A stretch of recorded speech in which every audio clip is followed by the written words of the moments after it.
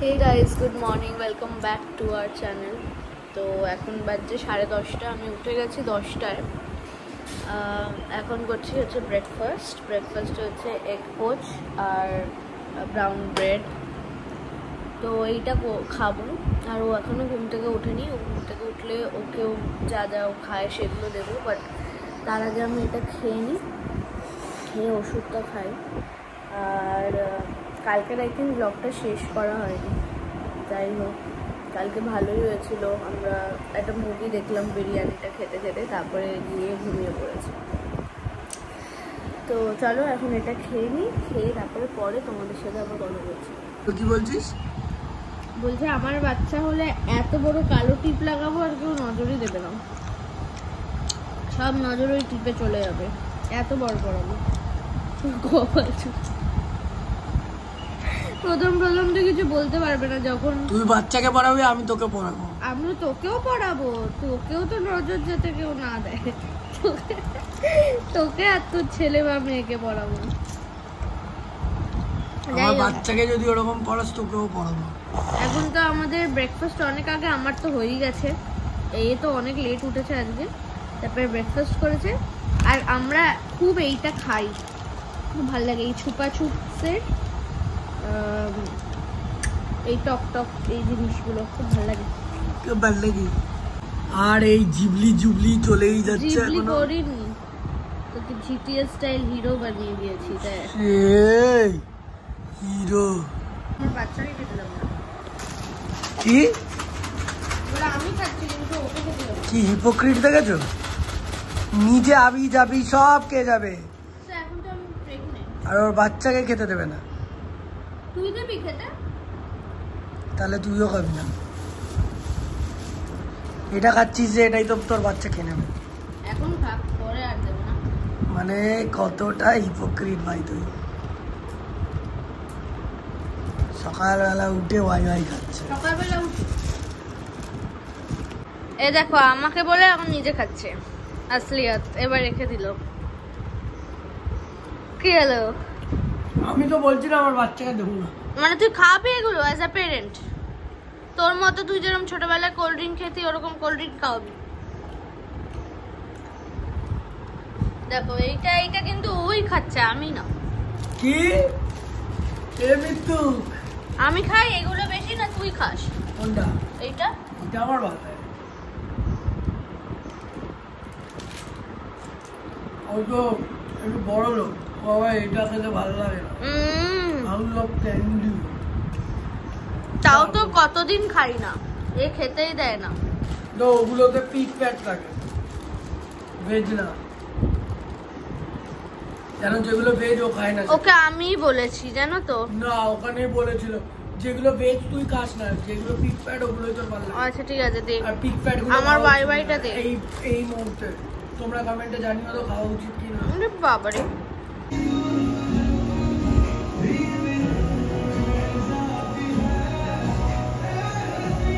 তো আমি বাড়ি এসে মানে এখন খাবার নিয়ে বসেছি, আর খাবো হচ্ছে কালকেরই। তোমরা দেখেইছো আশা করি যে বিরিয়ানি হয়েছিল, তো বিরিয়ানিটা বেঁচে গেছিলো, তো বনিও খেয়েছে। ওকেও বললাম, ও তো আই গেস ও বাসি খাচ্ছে না, বিকজ ওর অ্যাসিডিটির প্রবলেম হতে পারে, যেহেতু বেবির অসুবিধা হয় অ্যাসিডিটি হলে আইডাইও করবে, তাই ও খাচ্ছে না। খাচ্ছি আমি বিরিয়ানি লাঞ্চে, আর রায়তা বানিয়ে দিচ্ছে কি বলে। আর হ্যাঁ, তোমাদের আগের দিন বলেছিলাম যে স্টোরিটা মানে ঘটনা কি হয়েছিল এতদিনে, যার কারণে আমরা ব্লগ দিতে পারিনি ওটা বলবো। তো আগের ব্লগে বলতে পারিনি, রাতও হয়ে গেছিলো। আজকে শিওরলি বলবো, টাইম বের করে নিজেদের। একটু ফুল মানে কাজের ব্যস্ত থাকি বলে বলতে ভুলে গেছিলাম আগেরটায়, বাট আজকে মনে করে ঠিক বলবো, এটা শিওর। আর তোমাদের আগের ব্লগটা কীরকম লাগলো কমেন্টে জানিও, কেন আবার অনেক দিন পর ডেলি ব্লগ করছি, আমরা নিজেরাও ভুলে গেছি, আর একটা হ্যাবিটও চলে গেছে, তাই সব ক্লিপগুলো তুলতে ভুলে যাচ্ছি মাঝে মাঝেই। বাট যতটা মনে পড়ছে ততটা করে নিচ্ছি, আস্তে আস্তে আই গেস 2-4 দিন হয়ে গেলে আবার ঠিক হয়ে যাবে, ব্লগিংয়ের হ্যাবিট হয়ে যাবে আবার, তাই না? ও করে নিয়ে চলে এসছে রায়তা। এখন আমি খাবো এই যে বিরিয়ানি আর এখানে হচ্ছে রায়তা। তো খাই। ফ্রুটস খাবে, এই যে ওর ফ্রুটস এখানে, আর মিষ্টিও আছে।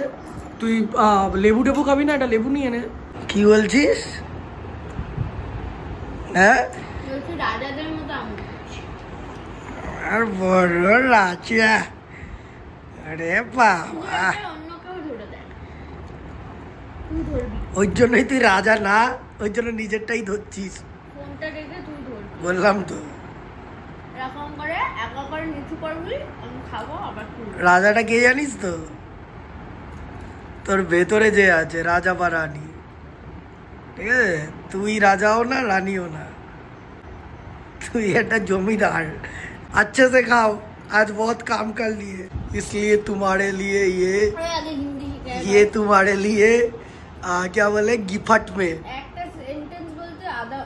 तुमको अच्छा फल खाने को मिल रहा है, ठीक है? তো আমরা বিকেলবেলা এখন দিদি ভাইদের বাড়িতে এসেছি, আর এখন আমাদের এই ছাদে দেখা লাইট লাগানো হয়েছে। একটা ব্যাপার আছে সামনে, তোমাদের পরে বলবো। এইটাও কি আবার বলার পরে আছে? এই দেখো ঝাড় লাগিয়েছে, তাই আমরা সবাই এসেছি এখন এইগুলো দেখতে, তারপর নিচে গিয়ে বসবো।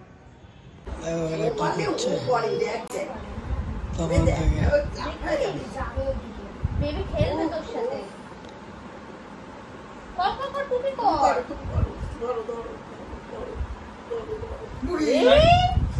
কি করছিস?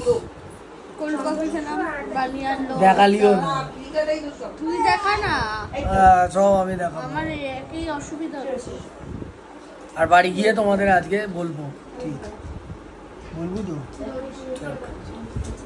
আরে ওই দেখো দেখো, আমরা এখান থেকে ভিডিও করছি আর পুচকিটা পুরো মোবাইল দেখে ভিডিওটা দেখছে। আচ্ছা ডিস্টার্ব করছে না তোকে? দেখ ও দেখে যাচ্ছে ওটা, আর একে দেখ, এই দেখো একে দেখো। হ্যাঁ হাই বলে দে, মিনি বলে দে, আগে তুই বলতিস, বলে দে হাই গাইস। তো বেসিক্যালি এটা আমরা কালকের ব্লগে ভেবেছিলাম বলবো, বাট বলতে পারিনি, কারণ কি হচ্ছে টাইমই হয়ে ওঠেনি, মানে দুজনে যে বসে বলবো, আর মাথা থেকে বেরিয়েও গেছিলো, মানে ব্লগিং করার হ্যাবিটটাই একটু একটু চলে গেছে, আবার চলে আসবে করতে করতে। তো বেসিক্যালি আমার স্বাদের পর থেকেই আমরা ভিডিও পোস্ট করিনি, কারণ প্রথমত আমি চেয়েছিলাম যে স্বাদের এক্স্যাক্ট ডেটটা আমি মানে জানাতে চাইনি, মানে একবারে সব হয়ে গেলে সব ভালোভাবে তারপরে পোস্ট করতাম, পরেই পোস্ট করেছিলাম। কিন্তু স্বাদের পর থেকেই আমার শরীর খারাপ হয়ে যায় প্রচুর। তো বেসিক্যালি তোমরা হয়তো এটা একদমই জানো না, আমার হয়েছিল হচ্ছে চিকেন পক্স। খুবই একটা আজব টাইমিং হয়েছিল, বাট নর্মালি প্রেগনেন্সিতে অনেকের হয় না, বাট আমার যেহেতু ছোট থেকে হয়নি তাই মানে ফার্স্ট টাইমই হলো। ছোটবেলায় একবার মিজলস হয়েছিল, বাট এই টাইমটায় যখন হয়েছিল জিনিসটা খুবই আমাদের জন্যে, মানে স্পেশালি আমার জন্য, ওর জন্য খুবই বেশি স্ট্রেসফুল ছিল, বিকজ নর্মালি সবাই বলে যে প্রেগনেন্সিতে হওয়াটা ভালো না। আর মানে অ্যাকচুয়ালি আমার না র্যাশেস হচ্ছিল, ঠিক আছে? তো আমার প্রথমে বুঝতে পারিনি, আমার নর্মালি গরমে এমনি র্যাশেস হয়, আগের বছরও হয়েছিল, কিন্তু এই র্যাশটা মানে আমার একটু ডিফারেন্ট লাগছিল। মানে নর্মালি সবাই বলে যে এটা হলে একটা ভিতর থেকে নাকি মানে বোঝা যায় আর কি, যে হয়তো এরকম কিছু মানে মাথায় চলে আসে। তো আমারও ওরকম হয়েছিল, তো আমি সবাইকে দেখাচ্ছিলাম, কিন্তু সবাই বুঝতে পারেনি, সবাই বলছিল না না এমনি র্যাশ হবে, এমনি প্রেগনেন্সিতে হবে বা গরমে হবে। বাট আমার এইখানে একটা যেটা হয়েছিল, এখনো দাগটা আছে, ওইটা ওই একটা জল ফোস্কার মতো হয়েছিল। তো ওইটা দেখেই আমার একটু বেশি ডাউট হচ্ছিল যে জল ফোস্কার মতো তো র্যাশ আমার কোনোদিনও হয় না। তো যাই হোক, পরে সেটা ডক্টর আমরা যখন দেখালাম, মানে আমি আমার গাইনোকে আর কি, কোনো তো ওষুধ সেরকমভাবে খাওয়া যায় না প্রেগনেন্সিতে, নর্মালি জ্বর ঠর হলেও ওষুধ খাওয়া যায় না শুনেছি। সব কিছুই আসলে স্মুথ চলছিল, ঠান্ডা ফান্ডা থেকে ঘুরেছিলাম, ঠান্ডা খাচ্ছিলাম না যাতে সর্দি না হয়, মোটামুটি ঠিকঠাক চলছিল। বাট বলে না কোনো কিছুই খুব স্মুথ যায় না। তো যখন আমার গাইনোকে দেখালাম ছবি তুলে, তো আমার ডক্টর বলল যে তুমি একবার কোনো স্কিন স্পেশালিস্টকে দেখিয়ে নাও, দেখিয়ে এটা রুল আউট করো যে এটা মিজলস বা পক্স নয়। তো ওনারও ডাউট হয়েছিল ওইটা দেখে। তো তারপরের দিন আমরা আমাদের যে ডক্টর আছে আর কি, ফ্যামিলি ডক্টর, এমডি উনি, তো ওনাকে দেখাই।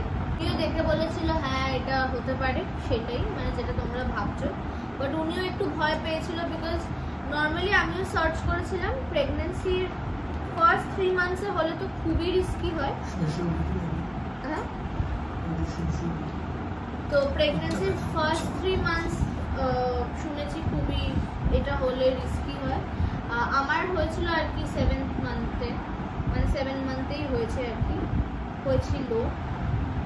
তো বাট স্টিল যেহেতু এটা একটা ভাইরাস দিয়ে মানে ভাইরাস দিয়ে জিনিসটা হয়, ব্যাকটেরিয়াল ইনফেকশন না, তাই এটাকে কমানো সেরকম কোনোভাবে মানে কমানোর এজ ইন অ্যান্টিভাইরাল খেতে হয়, তাই তো? অ্যান্টিবায়োটিক খেতে পারবে না, অ্যান্টিবায়োটিক বেবির এফেক্ট হতে পারে, তাই না অ্যান্টিবায়োটিক ইউজুয়ালি অ্যান্টিবায়োটিক দেয়।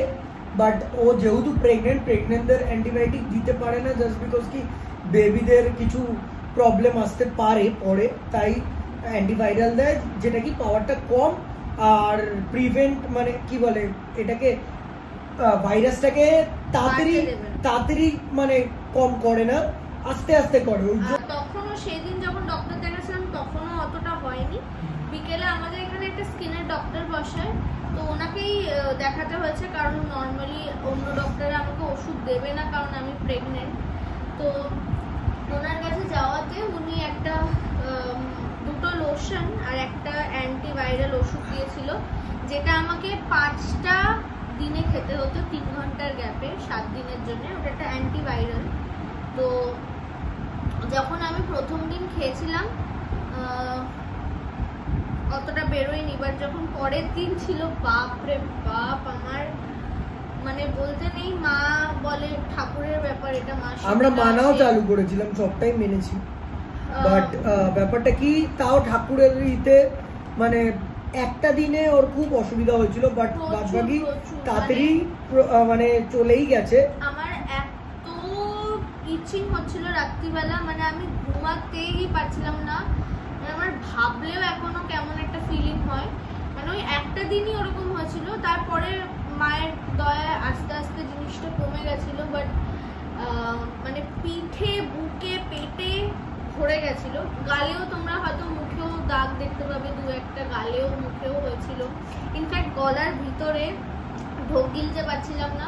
আর আমি ওই টাইমটাতে প্রচুর লেভেল স্ট্রেস নিয়ে ফেলছিলাম, বিকজ ভয় লাগছিল, অবভিয়াসলি বেবির একটা ব্যাপার আছে। তো তার সাথে সাথে আমি না নিজেকে মানে ঠিক রাখতেই পারছিলাম না মেন্টালি সামহাউ। মানে এত ভেঙে পড়ছিলাম 1 সপ্তাহ, মানে কোথাও তো বেরোনো তো দূরের কথা, নিয়ম টিয়ম যেগুলো মানতে হয়, অনেক কিছুই স্ট্রেস হচ্ছিল। তো ওই একটা রাত আমার মনে আছে আমি কিছুতেই ঘুমাতে পারছিলাম না, ওই নিমের ওটা দিয়ে, মানে খুব ডিফিকাল্ট ছিল, আমি মনেও করতে চাই না ফেসটা। বাট যাই হোক, বলে না কোনো কিছুই খুব স্মুথ চলে না, যেটা হয় আর কি। আমি জিনিসগুলো নিয়ে খুব প্রাউড ফিল করছিলাম যে বাহ, আমার তো প্রেগনেন্সি অনেক এই চলছে, রিল্যাক্সড আছি, চাপ হচ্ছে না। বাট ওইটাই থ্যাঙ্কফুলি সব ঠিক হয়ে গেছিল। আর ওইটা হওয়ার পর তারপরে আর কি আমরা ইনফ্যাক্ট হোলিতেও কিচ্ছু করিনি এবছর, বাড়িতেই বসেছিলাম, কারণ আমার রং খেলা বারণ ছিল। আমার 21 ডেজ অব্দি চান করা বারণ ছিল, যদিও বা এই গরমে আমি পরের দিকে আর পারিনি, একটু চান করতে হয়েছে, বিকজ একটা নিউমোনিয়া হওয়ার, বেবির ঠান্ডা লাগার অনেক চান্সেস থাকে, ওর জন্য বলে খুব সাবধানে থাকতে। তো আমি এখনো অব্দিও সত্যি কথা বলতে সেরকম ঠান্ডা খাই না, ইচ্ছা করলেও আইসক্রিম ইচ্ছা করলেও খাই না, অনেক কিছু চেষ্টা করি যাতে ঠান্ডাটা না লাগে।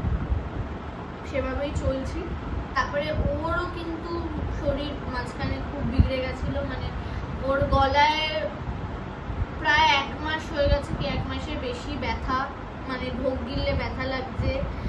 এর কিছুতেই মানে অনেক ডক্টর ফক্টর দেখানো হচ্ছিল, তারপরেও কমছিল না।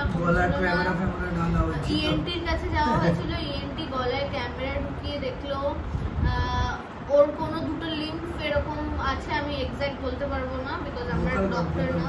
ভোকাল কর্ড না, ওটা ভোকাল কর্ড ফুলেছে হবে হয়তো, দুটো এরকম নোটস টাইপ আছে। হ্যাঁ, ওই দুটো ফোলা দেখতে পাচ্ছিল, আর ভিতরে মানে আরো যেই ট্র্যাকটা থাকে ওইখানে ইনফেকশনও আছে। ওর বেসিক্যালি ডক্টর বললো ওর ভয়েস রেস্ট আর ওর চিল্লানো একদমই যাবে না। অ্যাসিড রিফ্লাক্সেও কি হচ্ছিল না, অ্যাসিড রিফ্লাক্স হচ্ছে তোমার যে অ্যাসিডিক জুসেস গুলো থাকে ওইটা ওর উপরের দিকে গলার দিকে চলে আসছিল, মানে আমাদের ওই ইউআরটিআই ইনফেকশন হয়ে গেছে। হ্যাঁ, ও ইএনটির কাছে ওষুধ খেলো 7 দিন, আরও এত ইমপেশেন্ট হয়ে যাচ্ছিল বিকজ কমছে না, ওরও একটা স্ট্রেস হচ্ছে।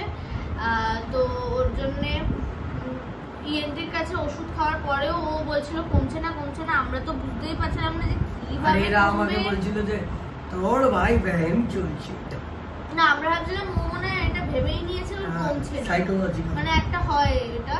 বাট যাই হোক, তারপরে একটা রিসেন্ট এখন ও ছোটবেলায় একটা হোমিওপ্যাথি ডক্টর দেখাতো, তাকে আমরা দেখিয়েছি। ওই ওষুধটা খেয়ে টাচফুড আমি বলতে চাই না কিছু, আমার এখন এত সত্যি কথা বলতে নজরের ভয় হয়ে গেছে। আমি সত্যি কথা বলছি, শুধু শরীর খারাপের ব্যাপারে না, আমি আমার এই রিসেন্ট টাইমে অনেক কিছু মানে পুরো এপার্ট ওপার্ট উল্টো পাল্টা হয়ে গেছিল। আমার মনে হয় সত্যি নজর ইজ রিয়েল, মানে লোকের খুশি দেখতে পারে না, এরকম লোক অনেক আছে।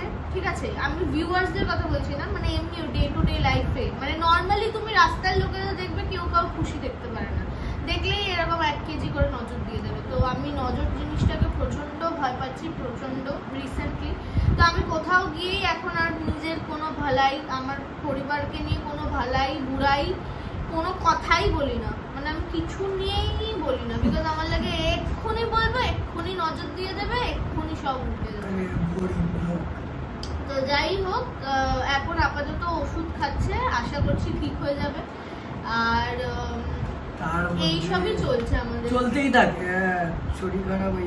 ও তার সাথে মায়েরও অনেকটাই পেটে, ওই হসপিটালের পরে তোমাদের হয়তো বলেছিলাম যে মাকে গাইনো দেখাতে বলেছিল, তো ওই সব নিয়েও অনেকটা ব্যাপার হয়েছিল, মানে পুরো এই কদিন প্রচুর স্ট্রেসফুল গেছে, ইভেন এখনো চলে যাচ্ছে। আর অনেস্টলি এখন যেহেতু সামনে বেবি আসার টাইমও হয়ে যাচ্ছে, ওইটাও একটা খুব ভিতর একটা খুব স্ট্রেস কাজ করে। মানে আমার তো হয়, বিকজ আমি প্রথমত তো এত বড় একটা রেসপন্সিবিলিটি, যেটা অফকোর্স নিতে হবে, ওটা নিয়ে না, মানে তার একটা ভয় লাগে, যেটাই হয় আর কি। তার সাথে সাথে অপারেশনের স্ট্রেস, অপারেশনের স্ট্রেস, তারপরে ফ্যামিলি নিয়ে অনেক চিন্তা, মানে অনেক কিছু থাকে। সবসময় তো সবকিছু আর ব্লগে বলা হয় না, মানে ছোট করে বললে কদিন ধরে আমাদের লাইফটাই হ্যাপেনিং কিছু হচ্ছে না, এরকম ভাবেই মানে জাস্ট কাটছি, ওরকম কাটাচ্ছি। আর যারা মানে আমি দেখলাম খুব কম কমেন্ট করেছে প্রেডিকশন ভিডিওতে ওরকম কিছু, বাট ওই দেখে, আমি দেখিনি সত্যি কথা, ও দেখে আমাকে বলছিল, তো আমি রিপ্লাই করিও না হিসাবে, তাও যেহেতু এটাও একটা ফ্যামিলি, তো তাই বলছি, মানে যেমনটা ও বলছে আমি বলছি, এটা কোনো প্রেশারাইজড ওয়েতে বলছি না, এটা ফ্যাক্ট বলছি যে সবাই আমাদের যে বাচ্চাটা আসছে সে সুস্থ হোক, সবল হোক, এটাই চায়। এবার তাদের প্রেফারেন্স না প্রেডিক্ট করেছে একটা প্রেফারেন্স, কিন্তু তোমরা মানে ওয়ার্ডিং এ ভুল করো না জিনিসটা। প্রেফারেন্স মানে হচ্ছে মানে আমার এটা চয়েস যে আমি এটাই চাই, আর প্রেডিকশন মানে হচ্ছে আমি এটা ভাবছি হয়তো এটা হবে। মানে একটা বেঙ্গলি বাড়ি বা যেই বাড়িতে দেখবে মেয়েদের দেখে বোঝা যায় না একটা যে মেয়ে এই হলে এই হবে, ওই এক্স্যাক্টলি, তো ওইটার প্রেডিকশন। আর আমিও তো প্রেডিক্ট করি, আমার এরকম ভাবে প্রেডিকশন চেঞ্জ হতে থাকে, আজকে বললাম এই হবে, কালকে বললাম এইটাই হবে আমার লাগবে। এটা আমাদের সবার মধ্যে আর একটা এক্সাইটমেন্ট কাজ করছে না, যে কখন দেখবো আর কি দেখবো, যে মেয়ে না ছেলে, ওইটা একটা এক্সাইটমেন্ট হয়। তো যাই হোক, আমরা এইটাই তোমাদের সাথে শেয়ার করার ছিল, শেয়ার করে দিলাম। আর বেশি বার বকতে হবে, হ্যাঁ বেশি বকবো না, কারণ আবার অলরেডি অনেক বড় হয়ে গেছে। এই যে এখন আমরা এটা খাচ্ছে কি। তো খাওয়া দাওয়া হয়ে গেছে কমপ্লিট, আর তোমাদের সাথে তো কথা বলার পর ওই কি বলে আমি পিঠে বরফ দিলাম, কারণ ব্যথাটা খুবই বেশি করছিল।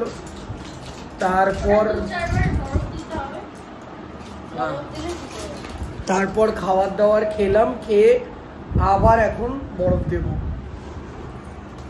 এই যে নিয়ে এসছে, যে ওর এখানটা ব্যথা, এটা আসলে বরফটা দিলে না অনেকটা অবশ হয়ে যায়। তারপরে আমি ভলিনিটা দিই, আর ভলিনির থেকেও বেশি ভালো হচ্ছে ভলিট্রা, কিন্তু ভলিট্রাটা আমাদের এখন নেই বলে ভলিনি দিচ্ছি। হ্যাঁ ভলিনি দিচ্ছি। তো এটা এরকমভাবে জায়গাটা একটু ঘুরিয়ে পেঁচিয়ে এরকমভাবে আমি দিই, ঘুরিয়ে ফিরিয়ে জায়গাটা লাল হয়ে যায়, মানে অবশ হয়ে যায়। তারপরে আমি ভলিনিটা স্প্রে করে দিই। তো এখন এইটা দেব, আর ওষুধ খাওয়া হয়ে গেছে। আর